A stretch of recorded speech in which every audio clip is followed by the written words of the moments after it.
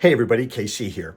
So one of the things I used to write an awful lot was that the difference between Amazon and Walmart was that Walmart just wanted to sell you stuff, but Amazon wanted to be inextricably intertwined in every element of our lives. And to a certain extent, that was a little facile, that was a little glib.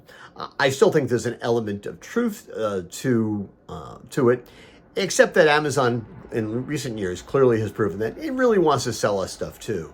I'm not sure that the old saw that, Amazon just doesn't want to sell us stuff. It just wants to make it easier for us to buy stuff. I don't think that really applies anymore. I think they've decided, no, they really want to sell us as much as they can and sell ads to as many advertisers as they can. But put that aside for a second.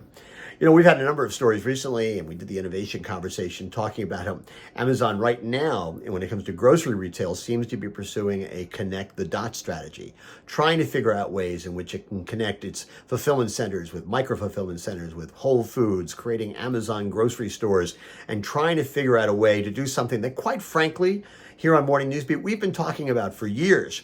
Connect the dots so it has a kind of integrated offering that will be more compelling to consumers and in which the whole will be greater than the sum of the parts. And it was interesting, I was reading a story the other day which referred to the fact that Amazon is pursuing what they called a unified shopping approach. And this stuck out to me because other stories about Walmart, including things we've done here, talk about Walmart pursuing an adaptive retail approach. And in some ways, I thought this kind of reflected the kind of differences I used to talk about. That Walmart was talking about adaptive retail because they were talking about the act of selling. When Walmart talks about unified shopping, they're talking about the consumer experience, and they're starting from the consumer.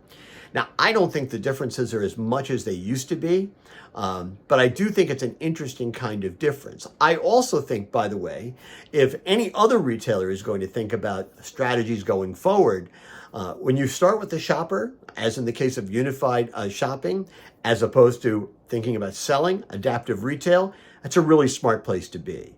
I think when you start with the selling portion, you're going to make mistakes because you're not going to be focused on what the consumer wants.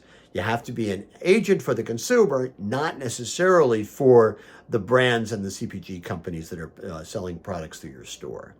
Anyway, it's just a thought. I think there's a difference there. That's what's on my mind.